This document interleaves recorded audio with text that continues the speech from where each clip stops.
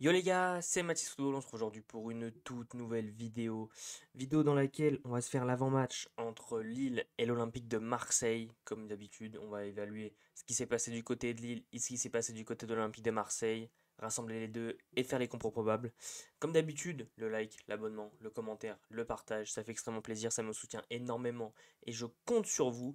On est parti sans plus tarder du côté de Lille qui a plutôt bien enchaîné dernièrement, malheureusement, après cette défaite en Ligue des Champions face à Dortmund.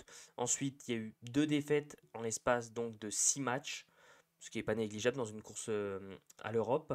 Défaite face à Nantes, tout d'abord, et défaite face à Lyon, sinon ils étaient prendre le point dans le derby du Nord. Ils ont été gagnés à Toulouse, ils ont gagné à domicile face à Auxerre, qui arrive à enchaîner face au Gros. Et leur dernier match en date, victoire face à Angers. On peut aller se regarder tout ça, les gars, ce qui s'est un peu passé dans cette rencontre. Alors déjà, qui avait pris un rouge? C'était Diakité, je crois. Ouais, Diakité qui sera donc absent, les mecs, pour le match face à l'Olympique de Marseille. Victoire de but à zéro. Des dogs qui, dans l'ensemble, ont su piquer au moment où il fallait, sans faire un match flamboyant, enfin en tout cas de ce que j'ai entendu.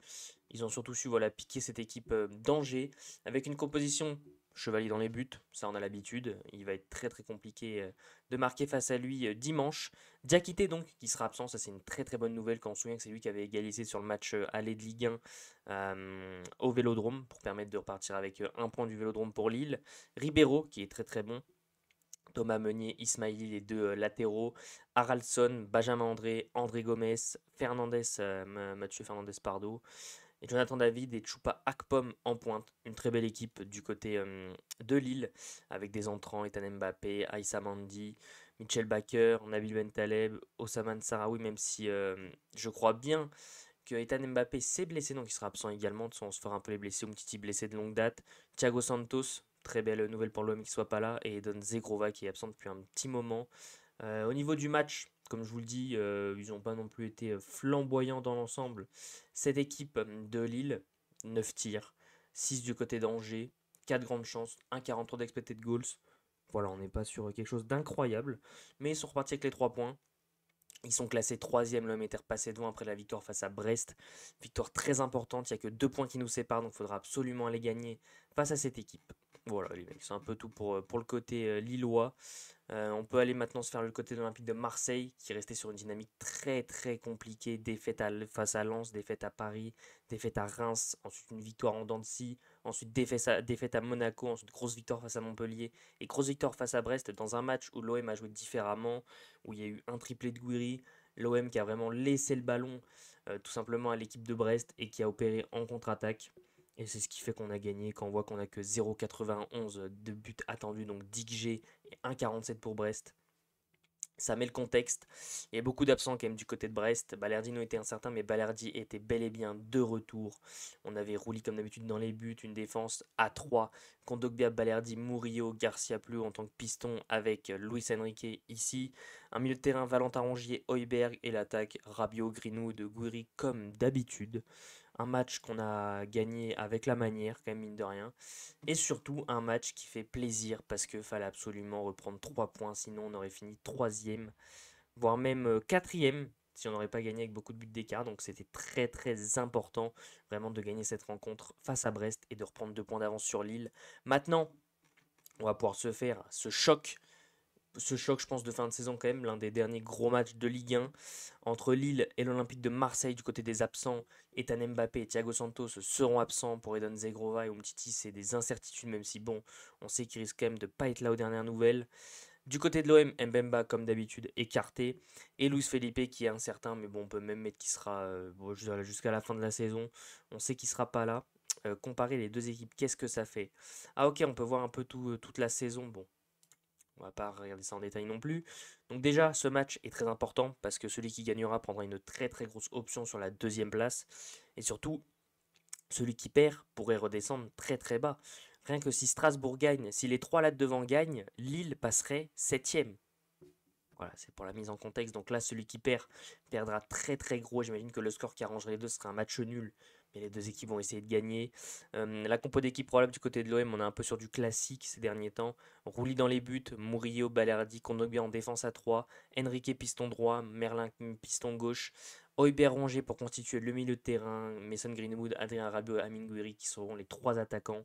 Et du côté de Lille, Chevalier, Ismaili, Ribeiro, Mandy, Thomas Meunier, Haraldsson, André Gomez, Fernandez, Akpom, David. La même composition d'équipe qui avait gagné donc face à Angers. Maintenant les gars, on va passer à ma compo d'équipe. Un tout petit peu différent. Je vais un peu aussi expliquer l'animation un peu de tout ce que je pense. Donc comme d'habitude, Rouli dans les buts qui a été sélectionné pour le trophée de meilleur gardien UNFP. Même si bon, sans doute qu'il le prendra certainement pas. Après, il y en a qui ont fait des grosses saisons.